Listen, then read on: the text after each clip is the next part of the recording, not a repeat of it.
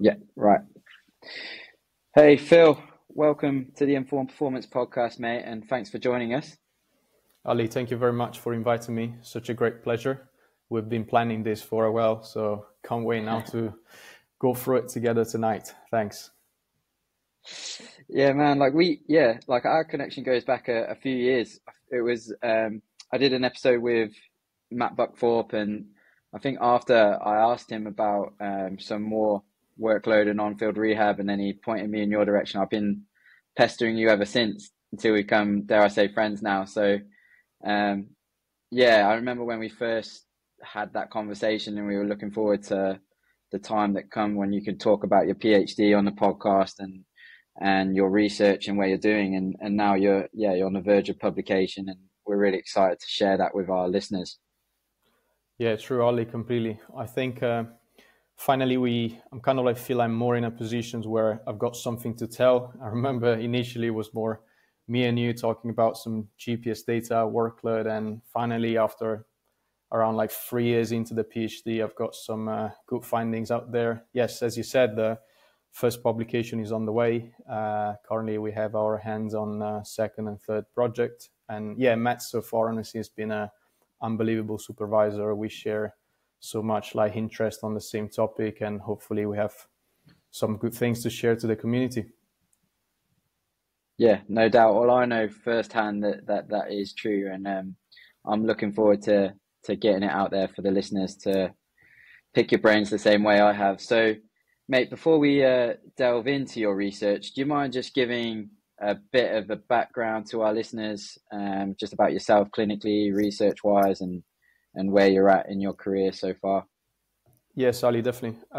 So background-wise, I mean, obviously I'm from Italy. I did uni in Milan. I've got a sports science background with my bachelor. Then I completed a master degree still in University of Milan in Italy. The master degree was more focused on sport rehab and sport rehab course that you have here in UK, just to give you a rough comparison.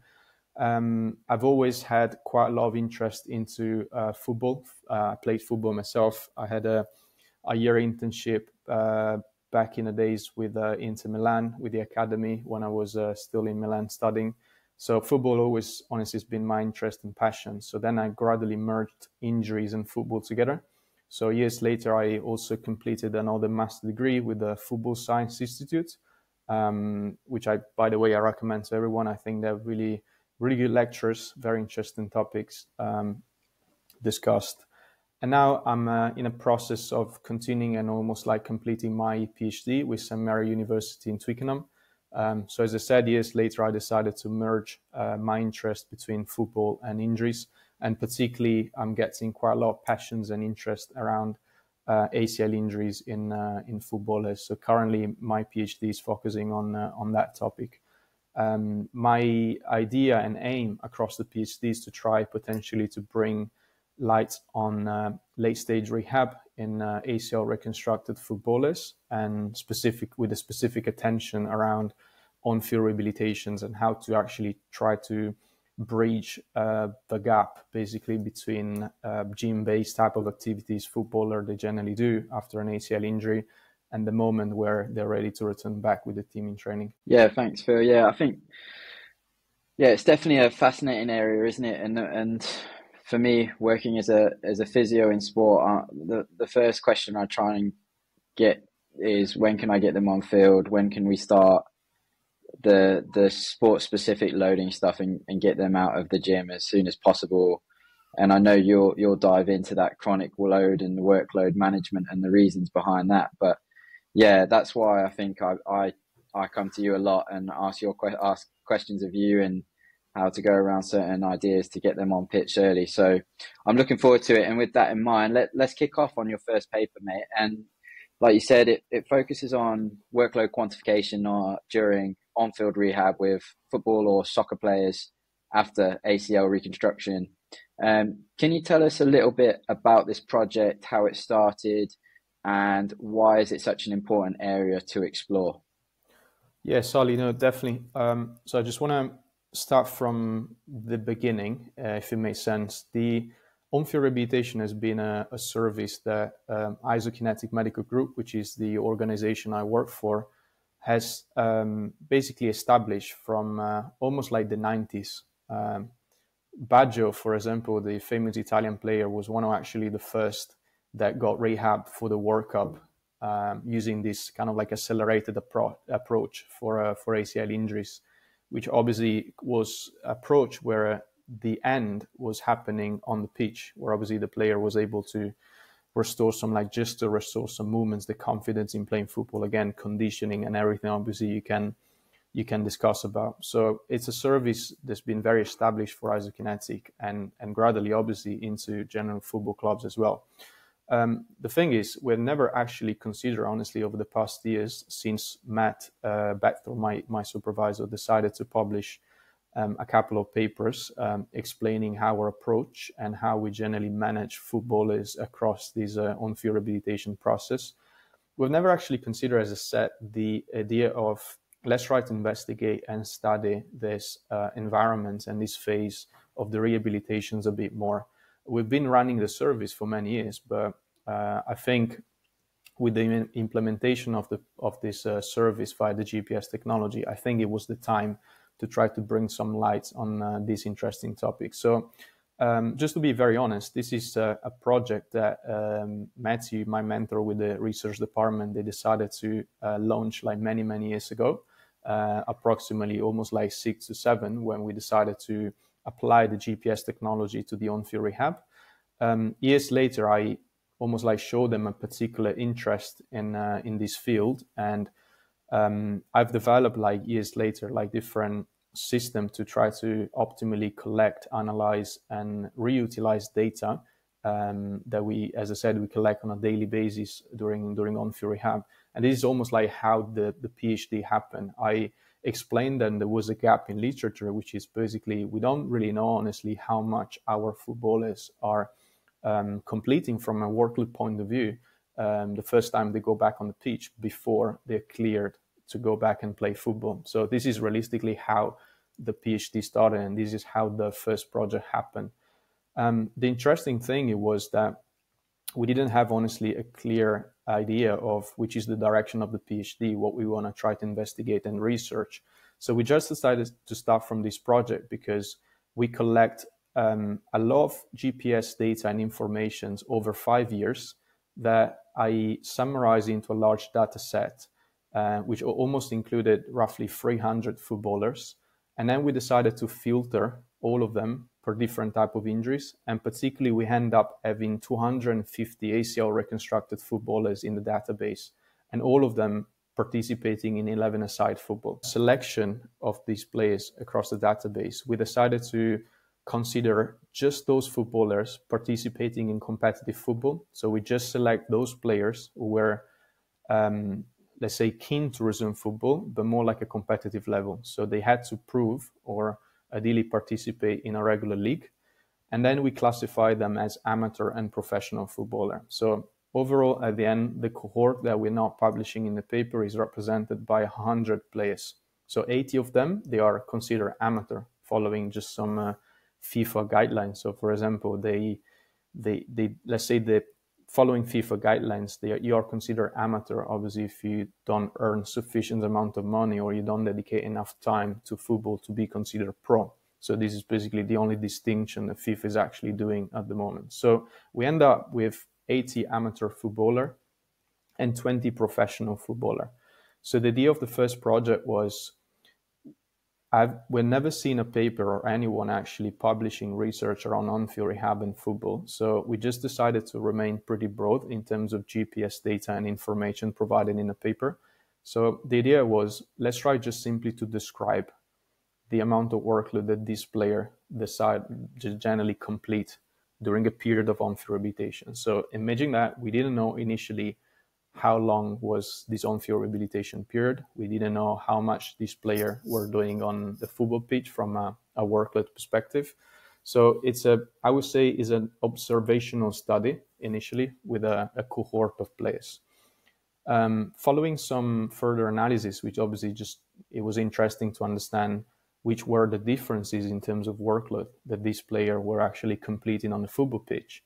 And we observed that amateur footballers, generally, they transition toward the on-field rehab in a very similar amount of days from the operation, from the ACL operation, as professional footballer. So we thought initially, for example, that pro footballer, they transition back on the football pitch faster because they complete more sessions. They dedicate, obviously, more time to the rehabilitation. But this actually is not true, because we noticed also that amateur footballer, they were capable to restore strength and important physical qualities that you need to have, obviously, before transitioning on the football pitch, almost as fast as a professional footballer. So the interesting thing was, so is the difference now in the quality or the amount of workload that these players they actually do on the pitch? And the answer is yes, because obviously we notice significant differences in the amount of workload these players do once they transition on the football pitch. So for instance, we have a professional footballer, they're able to complete almost like twice the amount of workload in the same amount of time they spend on the football pitch as amateur footballer, which means they arrive roughly on the pitch starting the on-field rehab phase in a very similar amount of days from the surgery. But this group of professional footballer, they were able to progress workload much faster, every single stage of the process. This is probably because obviously related to their physical qualities, pretty unique. Obviously they are professional.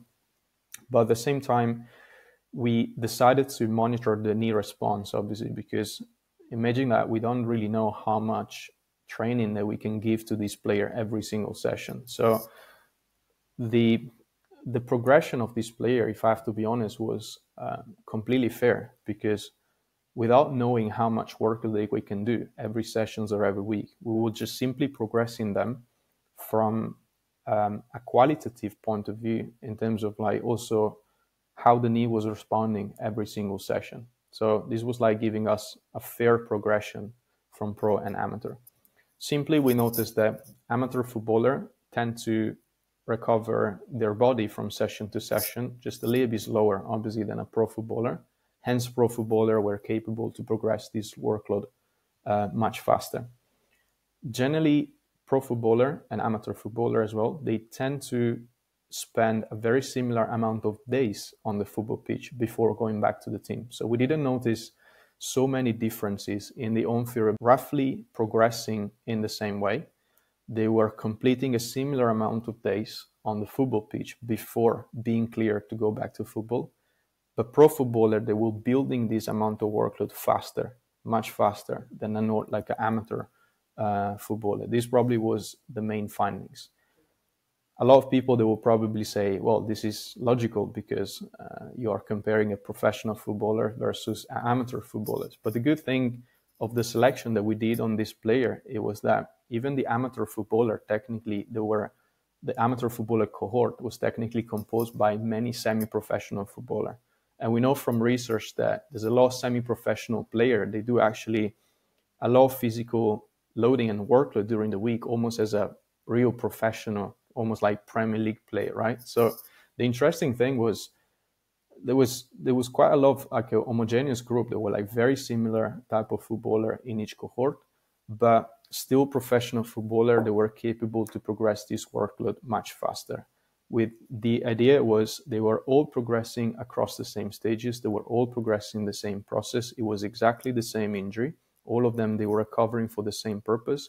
But the most interesting thing was they almost like use a third of the time as an amateur footballer to resume the same amount of work to go back to football. So this was probably for me one of the key findings of this paper. Maybe we're delving now a bit more into like GPS metrics, but I'll leave Ali to lead the conversation.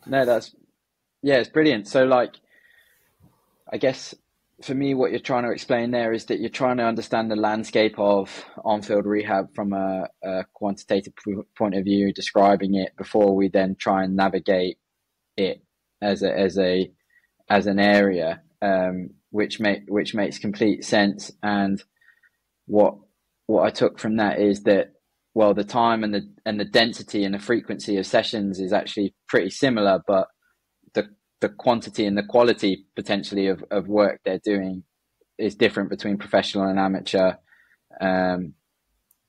and that then is important consideration to then delve into further, right?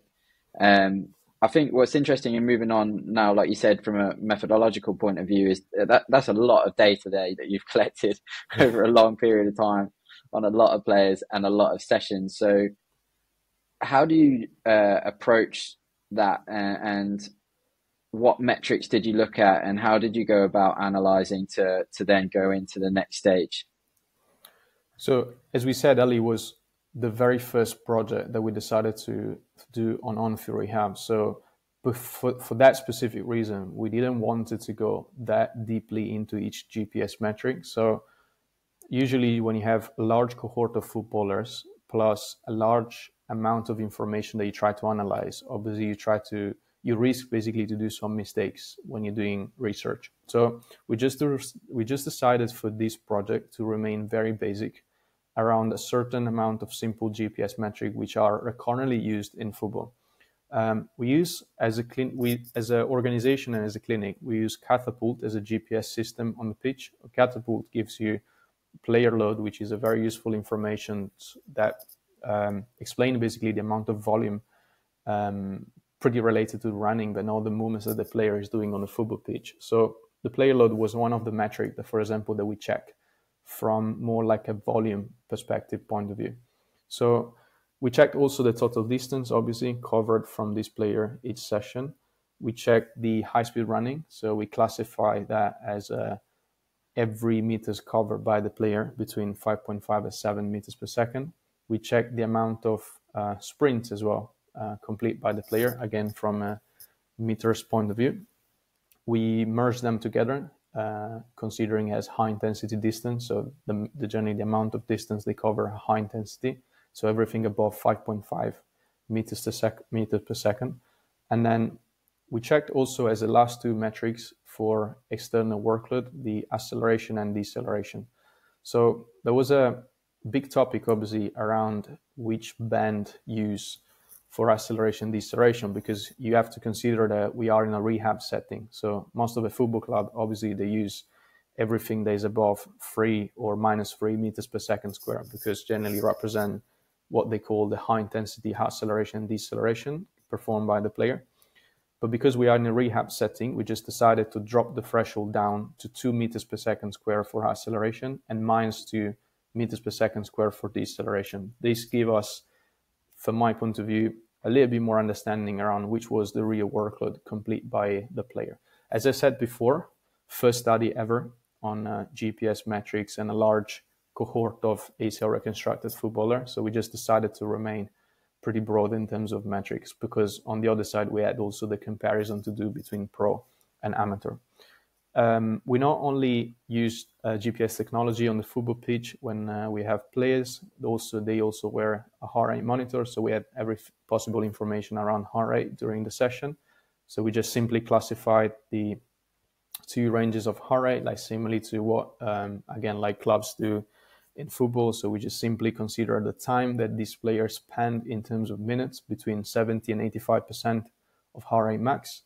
And every minute they spend above 85% heart rate max. Okay, so this is another useful information that we monitor during the process. So as I said before, we just decided to remain broad because we knew already that with the first projects of my PhD, we would probably delve into these metrics a little bit more. And I'm sure we are going to have a conversation later. But just to give you like a brief summary around these GPS metrics, let's say, as we had the conversation together, let's say we decided to split all this group of GPS metric into two different little groups.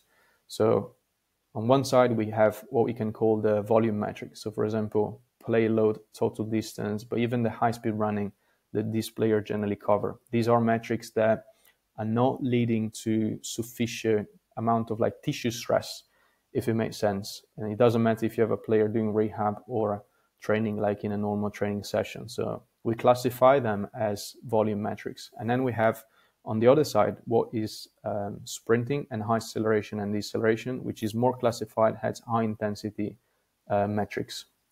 they generally lead to obviously they come from movements that players perform on the pitch, leading to much more mechanical stress on the tissue of the player. So just to clarify the difference, we decided to split them into groups.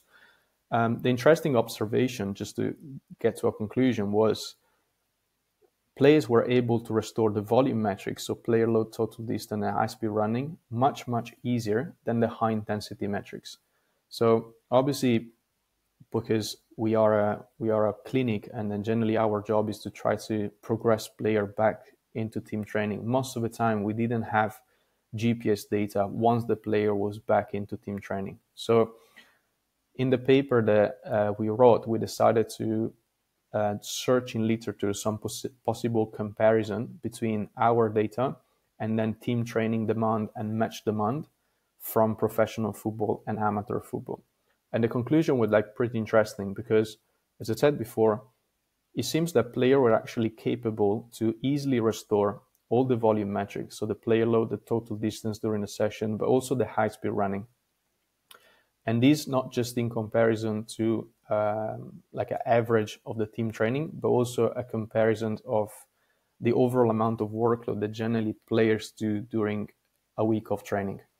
So total distance, player load, high speed running, very easy for this player to recover during the on-field rehabilitation. So it will take roughly a matter of like 6 to 8 weeks for this player to accumulate that amount of workload easily. But what was really interesting is that the problem comes when you're talking about high intensity metrics. So we noticed that on-field rehabilitation only, it was apparently not sufficient alone to help this player to restore all of these high intensity metrics. So for example, it took them longer to restore sprint distance. It took them longer to restore high amount of acceleration and deceleration. And the most interesting thing was actually they were able to restore more acceleration than deceleration.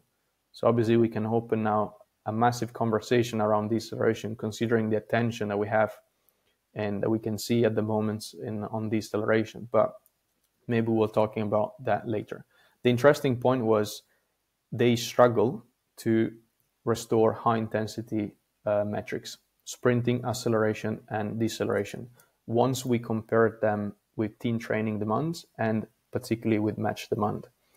So my point, fundamentally, the conclusion was like a period of on-field rehabilitation of a certain amount of weeks, depending on the level of football they play, it can help them and support them to transition back to football.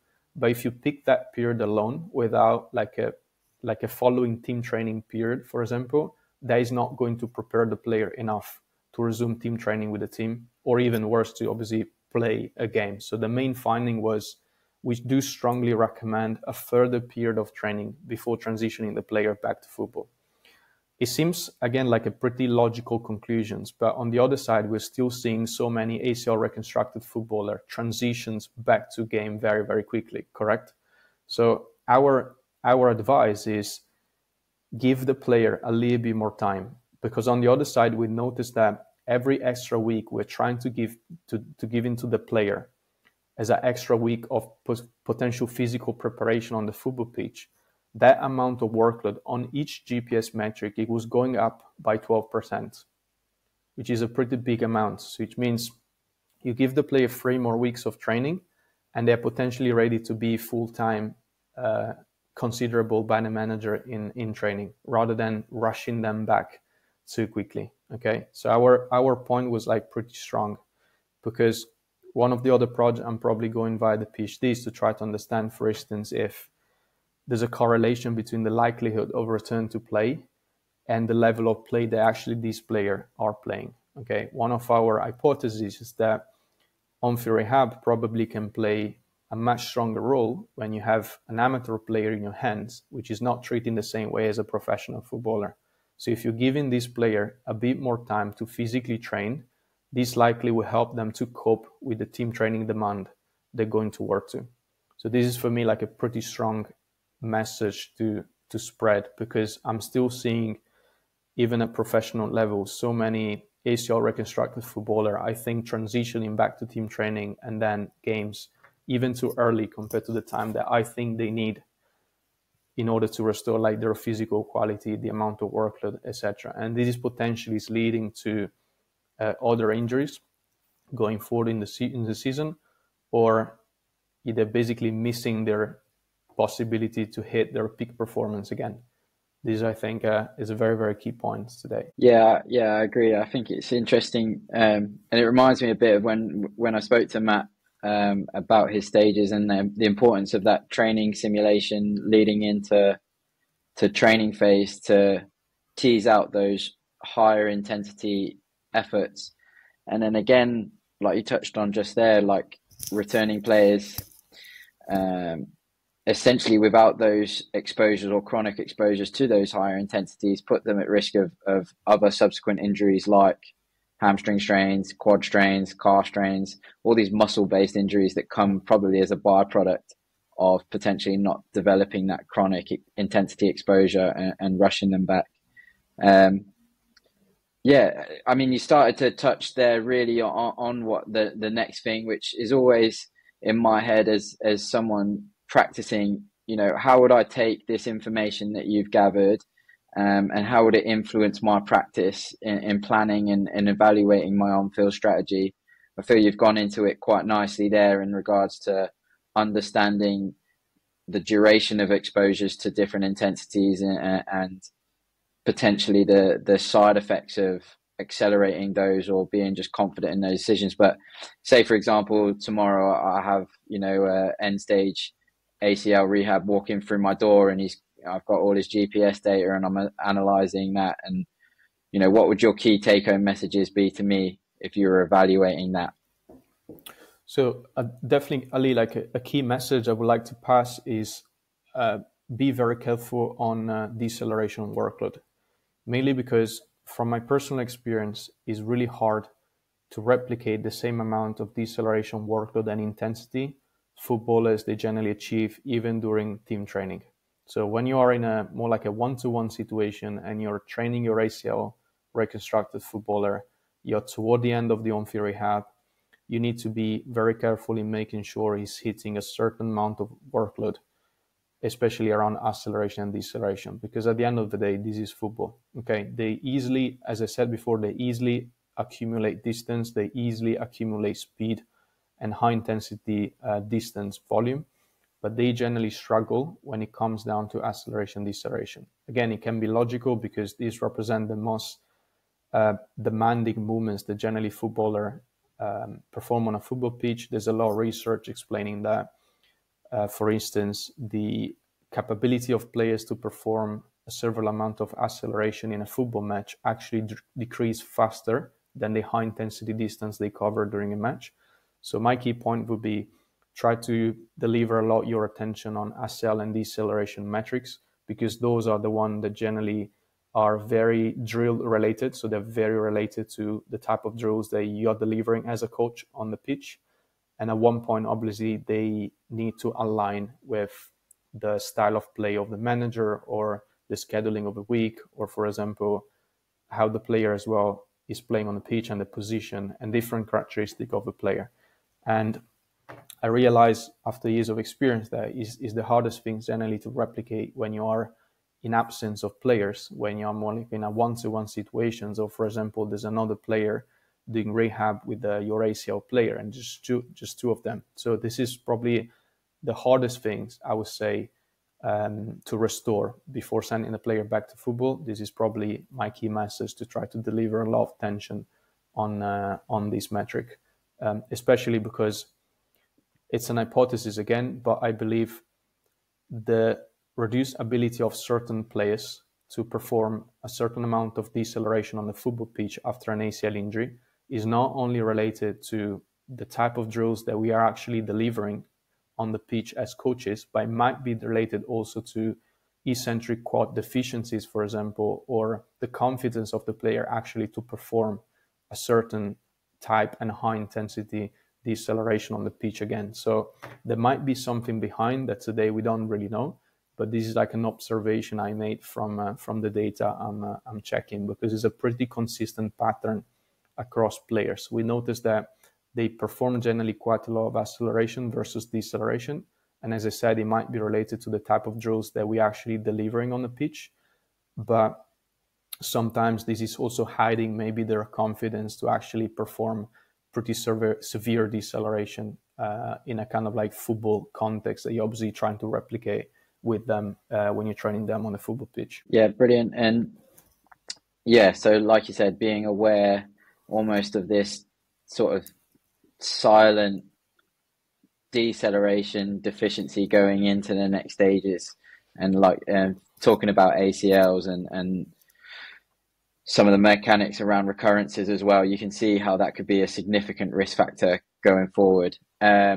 It kind of brings us nicely into your next paper, actually, which you kind of teased out from the primary one, which focuses on deceleration workload in a smaller cohort, right? So what did you look into that space, and why was it important? Can you just elaborate a little bit more, and we'll go on to your next project?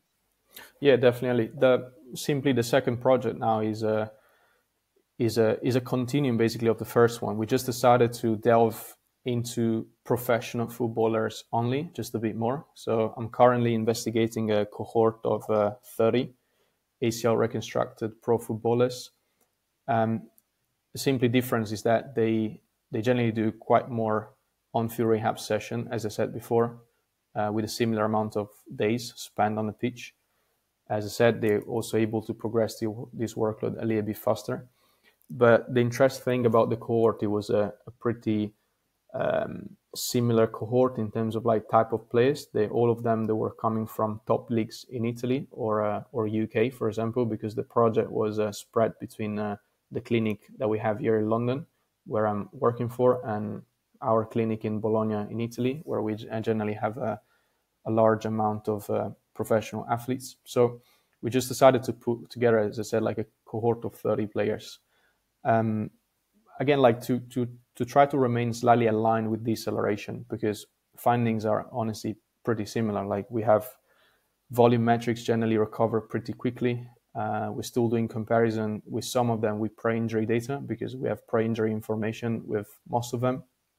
But again, the interesting bit, again, it comes down to deceleration. So because obviously the cohort was a bit smaller, but the data, let's say, are a little bit better from an amount and quality point of view, we just decided to delve into deceleration more. So we not only focused on the amount of deceleration completed above 2 meters per second square, but I decided to, let's say, group them in 3 different groups. So we just decided to look at everything that is happening between 1 and 2 meters per second square, and -1 and 2, obviously classify them as low intensity deceleration. Everything between 2 and 3, so moderate, and then everything above 3 meters per second square or below -3, which is the same metrics generally professional clubs check most likely in a pro environment with healthy players. So interestingly, again, the low intensity range of deceleration, so from like 1 to 2 or like -1, that actually amount is easily restored in, I would say, 3 to 4 weeks time. So it's obviously, it makes sense because they're pretty low intensity deceleration, but it's interesting because they actually are able to accumulate so much amount of training and workload in that specific range. The problem comes down obviously when you're trying to increase a bit the intensity and the range. So we did find that only 50% of the player actually restore moderate intensity deceleration. So not all of them, they are hitting a certain amount of workload again versus pre-injury data in a moderate intensity. Again, it might depend obviously on the drill delivery. There's a lot of cofactor probably in all of this, but so far that we know that the more you increase the demand and intensity of the deceleration in the drill, the less the player is actually capable to achieve that intensity. So when it comes down to the high intensity deceleration, we have only a tiny portion of player completing the optimal amount within the period of on-field rehabilitation they do. So again, my kind of like conclusion here is that, first of all, player, I believe, need a bit more time to accumulate a certain amount of workload in some metrics, and particularly the deceleration. But some of them at the same time, maybe they're not again, that comfortable in performing high intensity deceleration, let's say after like 5 to 6 weeks back on the football pitch. Because at the end of the day, the average duration of the on-field rehab for this professional players cohort, it was roughly 8 to 9 weeks. If you think about 8 to 9 weeks of an entire football season, is not quite a lot. So you need to be a little bit understanding for this player that we were actually completing that amount of workload for the very first time after an ACL injury. So this is why we said the low intensity deceleration were actually fine. Moderate, they can be a little bit better, but as I said, just 50% of them, they actually hit the optimal amount that can be, for example, comparable to pre-injury data or team training data. And the problem generally comes down to the high intensity one. So simply for the high intensity one, probably it's just a matter of time. So player need ideally much, bit more like weeks, let's say, just to become comfortable and familiarize around high intensity drills, including obviously ACL and decel, but particularly passages of these drills leading to high intensity decelerations. I still don't know in terms of statistics, but I do believe there's a very strong correlation between the physical preparation that you do as a physio or as a S&C coach indoor in preparation for the on-field rehab. So one thing I've seen, for example, from this data, just simply comparing how we work in the two clinics, if you slightly delay the transition of the player back on the pitch, so you're giving him more physical preparation indoor, they are actually able to complete more workload toward the end of the on-field rehab process, but with the same amount of weeks. So my key point is here is, again, it's not just about the time that you give to this player during the on-field rehab stage, so let's say the amount of weeks, but it's also when is the exact moment to transition the player out on the pitch. And my point here is not because he's a professional footballer that we need to transition this player early out on the football pitch, because the football pitch becomes an environment that is difficult to control at one point. And if transitioning the player with some physical deficiencies like lack of quadricentric strength, for example, the player likely is responding by not performing the amount of workload in deceleration that you want to see, because likely the player is not confident around hitting high intensity deceleration. And it might be the case that if you try to push the player through high intensity drills, there might be a little bit of reaction as well from an E point of view. Okay, so my key points so far, looking at the data and especially the information that we have and the data we have from this cohort, is we don't really know today the optimal day or week post-op where we need to use basically to transition the player out on the pitch. But a key findings for me was give the player slightly more time indoor to work on strength, restore maybe some movement proficiencies, and then transition the player out on the football pitch when he's more physically prepared to tolerate higher intensity workloads, because likely this is leading to a better ability of the player to work, to cope with your on-field rehab program, translated into this player is completing more workload at the end of the on-field rehab program versus a player that actually is transitioning out on the pitch too early, respect when is realistically ready to, physically ready to do it.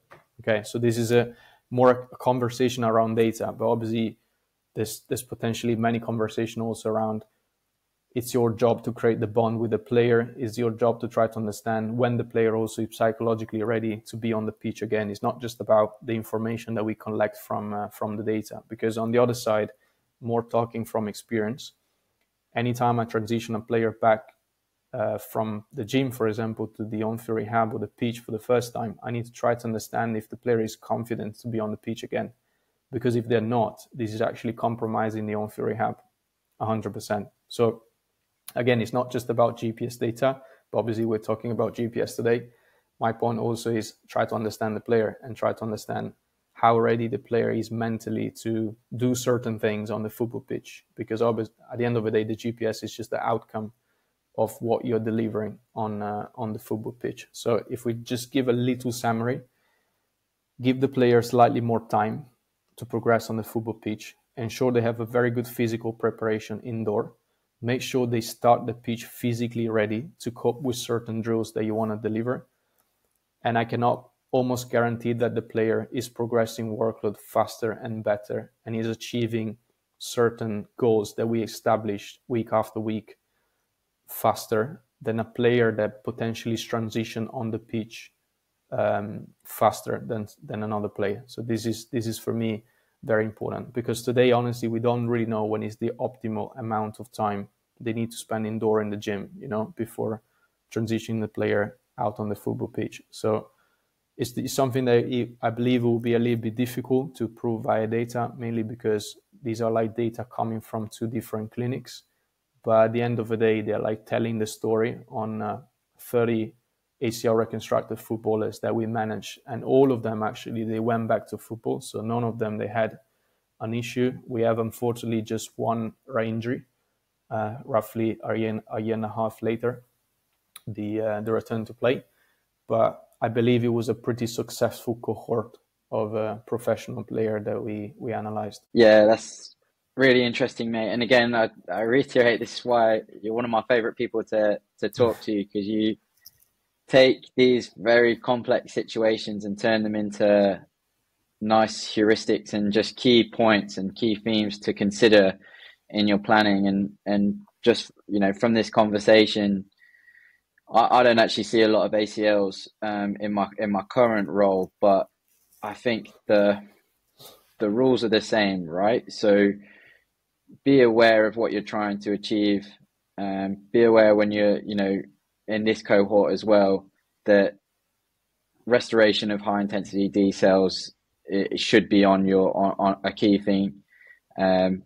Also, then looking at the preparation going on, and everything is time based, making sure that they have enough physical capacity. So this fundamental physical kind of first principle approach, that will then, how that will kick on and lead onto your rehab and accelerate your rehab potentially more than just getting them out early and rushing that part. And I think, again, that's really easy to understand clinically, and how that might influence someone's practice listening to this. So just looking to sum up, I think I'm interested in sharing with the listeners, what areas are you looking to explore further? What's next for you as you get to round off your PhD and the next few studies, and what can we look forward to hearing from you, mate?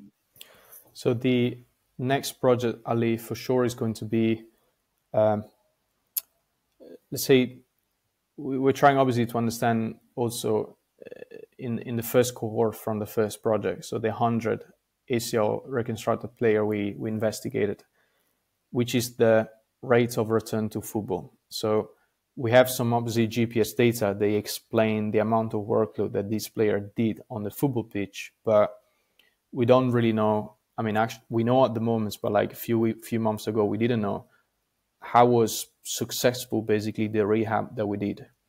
And so we followed them up for a period of like 3 months, and then we collected the return to training, return to competition, and return to play informations from this player. So we had a lot of follow-ups going on for a few months. The outcome is that, again, and it apparently it seems pretty strong, especially on amateur footballer. It seems that the duration and the amount of workload that this player, they generally complete on the football pitch, is pretty correlated to the likelihood for them to going back to football, especially the return to train. And this is especially happening in amateur footballer. The explanation behind it might be pro footballer, generally they get better surgery, they get better rehab indoor, they have much more, let's say, higher level rehabilitation than an amateur footballer. So I'm not sure at the moment, honestly, that if a certain amount of workload that this player complete on the football pitch is actually increasing or decreasing the likelihood of them to go back to football. I don't really think today that on-field rehab can play a massive role as a game changer for them to go back or not to football. But if we're talking about amateur footballer, where they don't have most of the time the same rehab services or maybe the same quality in terms of surgery, we're seeing actually some really positive results and correlations between amount of workload that these players complete on the football pitch before going back to football and the likelihood of them to go back to football. So for instance, we just ran some preliminary stats, but this is going to be a project going forward. The more session and workload that they actually complete out on the football pitch before going back to the team, the higher the chance of them to return to football. I don't think there's a correlation with re-injury, but currently the stats I'm running, they're like more related on likelihood and rate of return to training and return to competition. And I do really think that especially in amateur footballer, the amount of training they do on the pitch plays an important role in the whole rehab process versus, for example, a professional footballer. So yeah, one of the projects I will focus on is more on some like return to play outcomes in the future.